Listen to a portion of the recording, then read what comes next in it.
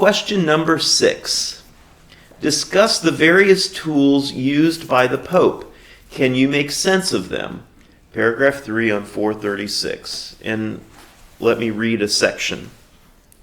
It is fitting to say here that all church privileges, bulls, and whatever else the Pope sells in that skinning house of his in Rome should be abolished, disregarded, and extended to all.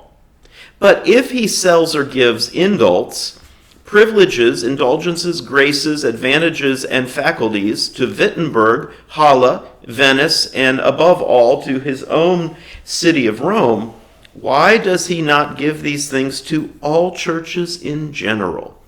It is not his duty to do everything in his power for all Christians, or is it not his duty to do everything in his power for all Christians freely and for God's sake, even to shed his blood for them? Side notes here are helpful.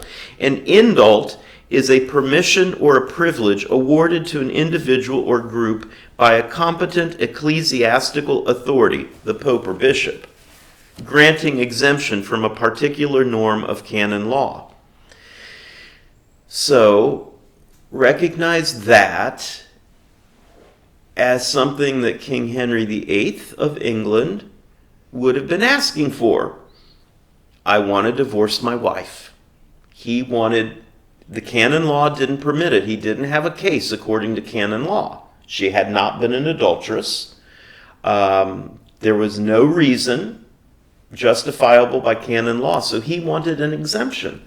This is the sort of stuff we're talking about, and that always comes with money. Faculties were extraordinary powers to grant indulgences and absolution in reserved cases. They were usually bestowed on papal legates or commissioners, but could be bestowed on local church officials. They're meting out salvation as though it's theirs to mete out. So, discuss the various tools used by the Pope. Can you make sense of them? Does any of that make sense in what you know of the gospel of Jesus Christ? Oh, that's just it. You asked, can you make sense of them? And I wrote down, no, because they don't make sense. They just make money. Yes. They had an army full of this kind of stuff that all was used in making money. Maybe at the beginning there was good intent, but by this time it is a horrific system, and it's not helping people in their spiritual life. Question number 7. Discuss Luther's views in light of justification by faith through grace. So here's the part in the second paragraph on 437. My advice is this: if such fool's work is not abolished, then all upright Christians should open their eyes and not permit themselves to be led astray by the Romanist bulls and seals and all their glittering show. Let them stay at home in their own parish church, and let their baptism, their gospel, faith, Christ, and God, who is the same God everywhere, be what is best for them. So, in light of his views of justification by grace through faith, what is he saying here?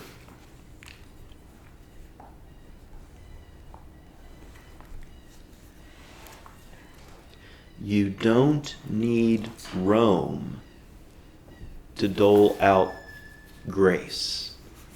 You don't need to go on a pilgrimage and pay money for that to get grace. You don't have to go and look at a shrine.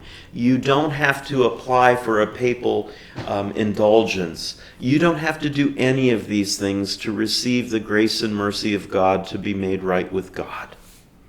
That's where Luther is getting at. All of these things are but distractions from the free gift of God's grace in Jesus Christ. Or even counterfeit. Yeah. There's nothing in those that is needful.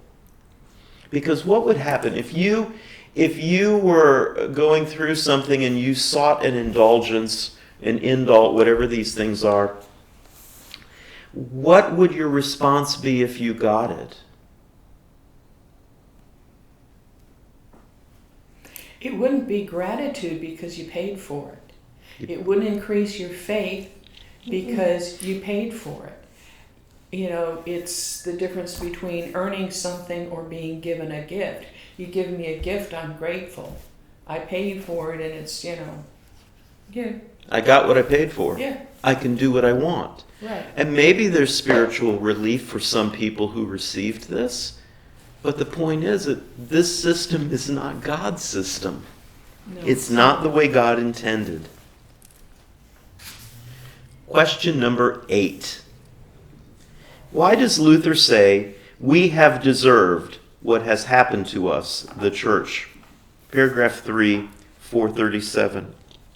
Let this be your one sure rule. Whatever you have to buy from the Pope is neither good nor from God. For what God gives is not only given without charge, but the whole world is punished and damned for not being willing to receive it as a free gift. I am talking about the gospel and God's work. We have deserved God's letting us be so led astray because we have despised his holy word and the grace of baptism. So what's he saying there?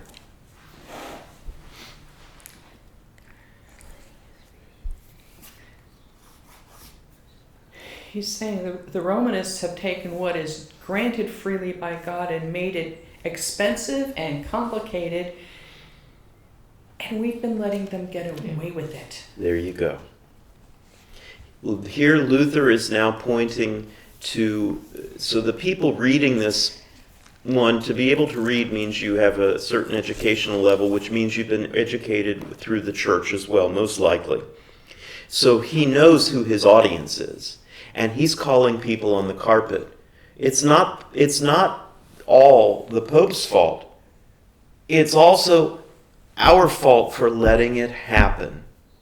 We've not owned our faith. We've not claimed our faith. We've not stood in the faith. We've rather allowed ourselves to be led astray. And so we deserve what we get. So he's not only just pointing up, he's pointing around to his peers, to other priests, to other scholars, saying, it's on us. We are supposed to be taking care of this. And God lets us do that because we have free will. Yep. Yeah. Yep.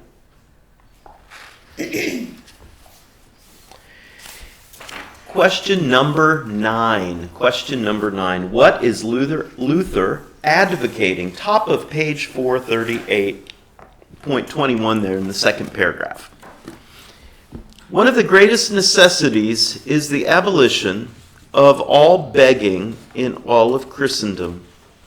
Nobody ought to go begging among Christians. It would indeed be a very simple matter to make a law to the effect that every city should look after its own poor, if only we had the courage and the intention to do so.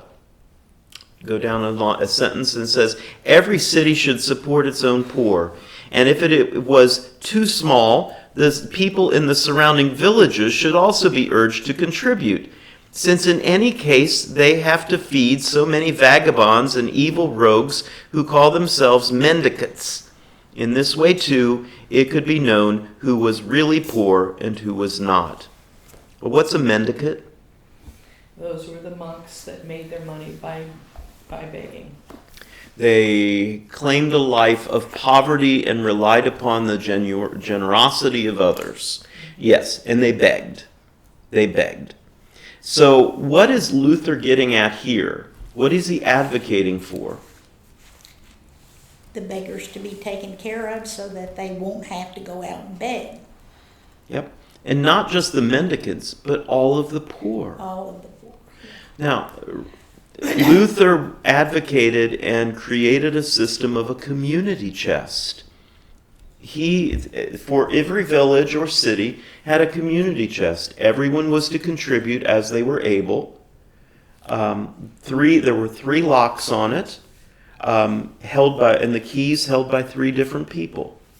So if you had a need, you were financially strapped, you were desperate, you were at that point, oh my gosh, we need help. Our family needs help to eat, to have shelter, clothing, whatever. You could go to the community chest and you would be given what you need, with the expectation that when you are able, you would restore it to the chest so that it would be there for another family in the community in need. But the idea was, we need to take care of everybody. And we are not to look down upon the poor, but rather to see them as they're people, they're our neighbors in need. We love our neighbors. And we're in this together. It's a sense of community. We still struggle with this today. In the United States, we struggle with who are the deserving poor. I was just going to bring that up, yeah. Yeah. And, yeah. And the internet and Facebook continue to light up with just how many people are freeloaders on the system, and we know that these people are cheating us and taking from us. Okay, who do you know? Can you name them? No. Yes, there are anomalies in the system where there are people who cheat and they are caught.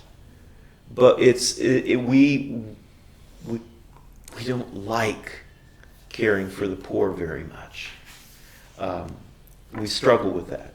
I think it's a human sin issue for us, For me, personally, it's kind of a trust situation. Is he really need this, or is he going to go out and buy wine or beer or whatever? And it makes me, I have donated, I have given the beggar on the street, $1 or whatever, when he says hungry, need to feed family, whatever. I do hesitate though. And Sure. And so we've come up with ways, such as we've got the blessing bags that our congregation made, gallon bag filled with some necessities, water, some food, socks, so that we have something to give other than money that does meet the need. We also fully support the Galveston County Food Bank, through which food is distributed to the 53,000+ people who are hungry in our county on an annual basis. So we can find ways of providing. Through our tax dollars, there's a portion that goes to support those, WIC, women, infant, I don't remember what that stands for, but it's free milk for children. We support through federal and through state free breakfast for children. We support things to try to make sure that everyone's being taken care of. We still struggle with this. Yeah. And I don't think we ever will not struggle with it. It's a difficult thing. Because we hear of abuse situations where people are freeloading, like you said. I used to work a lot in downtown Chicago in my younger days, and there was always people begging. So one day I had a few minutes between times, and I found a gentleman. He said he wanted to eat. I said, fine, I'll take you to McDonald's and buy you breakfast or lunch, whatever it was at the time. No, he didn't want that. He was looking for money. I said, well, I can't help you with that. Yeah. And that's where yes, there are addicts, there are mentally ill, and there is a better way than giving money. And it is and then if that, for example, then you can say, I'm sorry, I can't help you with money. I'll buy you your food, but no, I can't give you money. But that's still the minority. Yeah. And the other experience I had was I spent 2 weeks in Mexico City on business. And outside our hotel, there were all these people begging. So I watched to see what would happen. None of the locals ever gave them money. They relied on those of us that were from outside that had pangs of conscience to give them money. So I never gave them any money. because I watched to see if the locals, basically in my mind, I said, well, if the locals don't understand and won't do it, why should I as an outsider do it? Yeah. So, and Luther's advocacy for us is that we should be finding ways of helping people. Yeah. And it's hard. It's hard. Yeah. And that doesn't mean we should, it doesn't mean that we need to go crazy, but it needs that we need to be mindful and careful. Yeah. These aren't easy things, and we're not going to fix the world's problems in this class today. But they're relevant today. They're relevant today. They haven't gone away. Yeah. Jesus said there will be poor always. Yep. Which means we'll always have the opportunity of helping our neighbor. Mm-hmm.